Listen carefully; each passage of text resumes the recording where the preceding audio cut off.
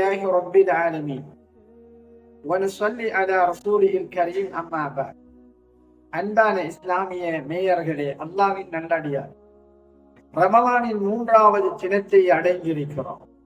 அந்த நோன்பின் பாக்கியத்தை பெற்றிருக்கிறோம்.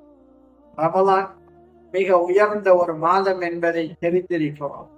இந்த மாதத்தில் நோன்பை பிடித்து அல்லாஹ்வின் பக்கம் நெருக்கத்தை உண்டாக்கி சுவர்க்கத்தின் பக்கம் நுழைவதற்குரிய ஏற்பாடுகளை தயாரித்து நரகத்தை விட்டும் பாதுகாப்பு தேடி அல்லாஹ்விடம் தௌபாவின் பக்கம் நெருங்கி தௌபாவின் வாசலில் நின்று அவனை அழைத்து அவனிடம் பாவ மன்னிப்பு தேடும் மாதத்தில் இருக்கின்ற நாம் யாரை இந்த ரமலானை வரக்கூடிய நோன்பை விடுவதற்கு அல்லாஹ் அனுமதித்திருக்கிறான் என்பதை நாம் ஒரு கணம் தெரிந்து கொள்வது நம்மீது கடமையா?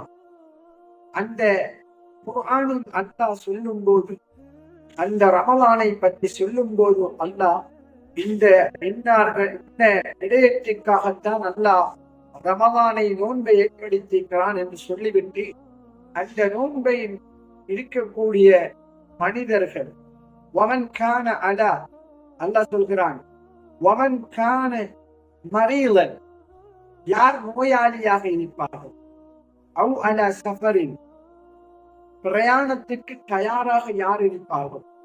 என்ற பிரயாணம் வெயில் காலம், நோன்பை பிடித்து கொண்டு அந்த பிரயாணத்தை மேற்கொண்டால் அவருடைய பிரயாணம் அசௌகரியமாக ஆகிவிடும் என்றிருந்தார். பிரயாணி நோன்பை விடுவதை இஸ்லாம் சொல்லுகிறது. அதே போல் ஒருவர் நோயாளியாக ஆகிவிடுகிறார். அப்போது அவருக்கு நோன்பை விடுவது அல்லாஹ் தஆலா அவருக்கு ஆகுமாக்கியிருப்பார். ஆனாலும் அடுத்த ரமலான் அவர் அடைவதற்கு முன்னால் அவர் விட்ட நோன்புகளை, பிரயாணத்தின் மூலமாக விட்ட நோன்பை, திடீரென்று ஏற்பட்ட நோயின் காரணமாக விட்ட நோன்பை அவர் நோட்பது கடமையாகும். இன்னும் சிலர்களுக்கு நோன்பை விடுவதற்கு இஸ்லாம் அனுமதித்திருக்கிறது. அதில் பால் கொடுக்கக்கூடிய அந்த பெண்மணி தன் பால் கொடுக்காமல் விட்டால் தன் மடியில் தவழும் குழந்தை பசியினால் வாடிவிடும், அல்லது சோர்ந்து விடும், அல்லது எனக்கு அந்த நோன்பை பிடித்தால் என்னுடைய சக்திகள் என்னால் தாங்க முடியாது என்று அச்சத்தை அடைவார் என்றால் அவரையும் இஸ்லாம் நோன்பு விடுவதற்கு அனுமதி வழங்கும்.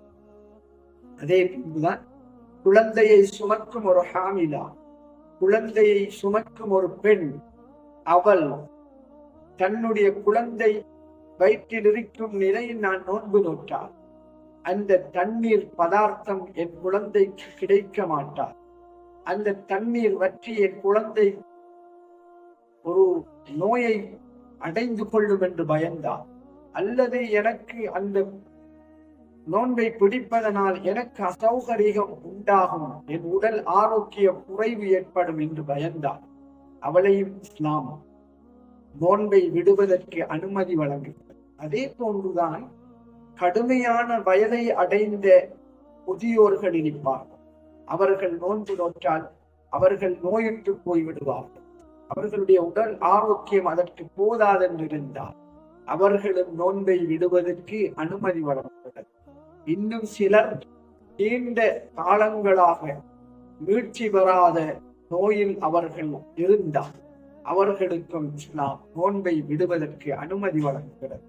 இந்த வயதானவர்களுக்கும் தொடர்ச்சியாக நோயில் இருப்பவர்களுக்கும் இஸ்லாம் ஒரு ஃபிதியாவை, அதற்குரிய அந்த ஒரு பொருளை, ஒரு நாளைக்கு ஒருக்கு உணவு கொடுக்க வேண்டும் என்ற சட்டத்தையும் இஸ்லாம் சொல்லுகிறது. எனவே இவர்களை தவிர ஆரோக்கியமாக இருக்கிறார்கள், அவருடைய வியாபாரங்களுக்காக செல்ல முடியாத நோன்போடு என்று நோன்பை விடுவதற்கு நாம் அனுமதிக்கவில்லை. விவசாயத்துக்கு சென்றால் வெயிலில் நிற்க வேண்டும், என்னுடைய தொழில் துறவுகள் நான் வெயிலில் உதாவித்தான் செய்ய வேண்டும் என்பதற்காக தன் நோன்பை விடுவதற்கு இஸ்லாம் அனுமதிக்கவில்லை. அவர் வியாபாரத்தை விடலாமே ஒழிய நோன்பை விட முடியாது என்பதை புரிந்து தன் வாழ்க்கையில் இதை எடுத்துக் கொள்ளுமாறு நாம் ஒவ்வொருவரும் நம் வாழ்க்கையில் இந்த விடயங்களை கவனித்து வாழ அல்லாஹ் புரிவார்கள். அஸ்ஸலாமு அலைக்கும் வரஹ்மத்துல்லாஹி வபரகாத்துஹு.